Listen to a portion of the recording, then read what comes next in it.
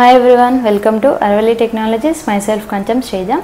So already PhD గురించి అయితే అందరికీ ఐడియా ఉంటుంది. బట్ ఏంటంటే మనం టోటల్గా PhD గురించి అయితే డీటెయిల్స్ అనేటివి తెలుసుకుందాం. అసలు PhD అంటే ఏంటి, PhD చేయడానికి మనకి ఎలిజిబిలిటీ ఏంటి, క్వాలిఫికేషన్ ఏంటి, అండ్ మనకి ఎన్ని ఇయర్స్ డ్యూరేషన్ అనేది ఉంటుంది, మనకి ఎలాంటి కోర్సెస్ అనేటివి ఉంటాయి PhDలో, and types of PhD. So వీటన్నిటి గురించి అయితే డిస్కస్ చేసేద్దాం.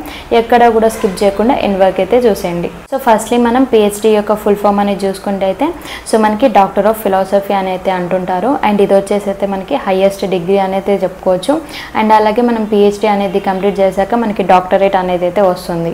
PhD అనేది అయితే అనుకున్నంత ఈజీగా అయితే ఉండదు, చాలా కష్టపడాలి. ఎవరైతే రీసెర్చ్ అండ్ అనాలిసిస్ చేయాలనుకున్న పీపుల్ ఉంటారు కదా, వాళ్ళైతే ఈ PhD అనేది అయితే చేస్తుంటారు. PhD చేయడానికి క్వాలిఫికేషన్ అనేది చూసుకుంటే అయితే ఎవరైతే గ్రాడ్యుయేషన్ అండ్ మాస్టర్స్ అనేది కంప్లీట్ చేస్తుంటారో వాళ్ళు మాత్రమే ఈ PhD చేయడానికి అయితే ఎలిజిబుల్. మనం లిస్ట్ ఆఫ్ PhD కోర్సెస్ అనేటివి చూసుకుంటే అయితే ఆర్ట్స్ ఉంటుంది, కామర్స్ ఉంటుంది, అలాగే మేనేజ్మెంట్ అండ్ సైన్స్ అనేది ఉంటుంది, అలాగే ఇంజనీరింగ్ ఉంటుంది.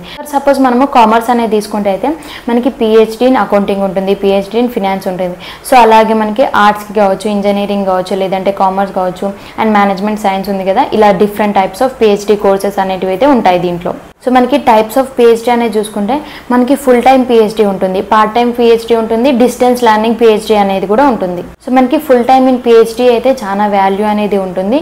సో మిగతా మనకి పార్ట్ టైం అండ్ డిస్టెన్స్ అనేది ఉంది కదా, సో వాటికి ఎక్కువ వాల్యూ అనేది ఉండదు కంపేర్ టు ఫుల్ టైం. మనం స్టైఫండ్ అనేది చూసుకుంటే అయితే ఎవరైతే ఫుల్ టైం చేస్తున్నారో, ఫుల్ టైం ఇన్ PhD చేసిన వాళ్ళకి స్టైఫండ్ వచ్చేసి 28,000 వరకు అయితే వస్తుంది. ఎవరైతే పార్ట్ టైం అండ్ డిస్టెన్స్ చేసిన వాళ్ళకి ఎలాంటి స్టైఫండ్ అనేది రాదు.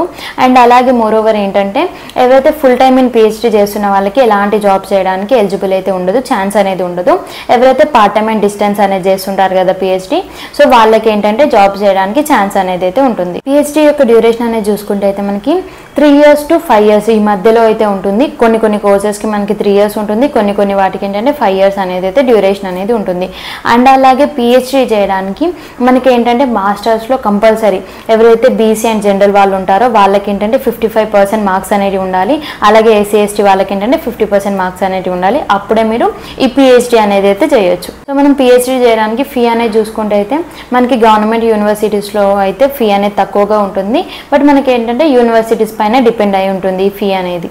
మనకి PhD చేయడానికి అయితే ఎంట్రన్స్ ఎగ్జామ్ అనేది ఉంటుంది, అది వచ్చేసి NET నేషనల్ ఎలిజిబిలిటీ టెస్ట్ అనేది ఉంటుంది. సో ఇది వచ్చేసి ఆల్ ఓవర్ ఇండియాలో అయితే కండక్ట్ చేస్తుంటారు. ఈ ఎంట్రన్స్ ఎగ్జామ్ అనేది క్వాలిఫై అయ్యాకనే మీరు PhD అనేది అయితే చేయొచ్చు. అండ్ అలాగే PhD అనేది కంప్లీట్ అయిపోయాక మీరు మంచి యూనివర్సిటీస్ అండ్ కాలేజెస్లో అయితే ప్రొఫెసర్గా కూడా జాయిన్ అవ్వచ్చు. అండ్ మనకి చాలా గవర్నమెంట్ జాబ్స్ అయితే కూడా ఉంటాయి.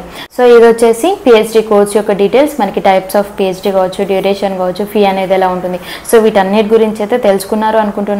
And thank you for watching. Like చేయండి, షేర్ చేయండి, కామెంట్ చేయండి. మనం నెక్స్ట్ వీడియోలో అయితే మాట్లాడుకుందాం. మీకు ఇంకేమైనా కోర్సెస్ గురించి కావాలనుకున్నా కూడా కామెంట్ అనేది చేయండి. And subscribe to my channel.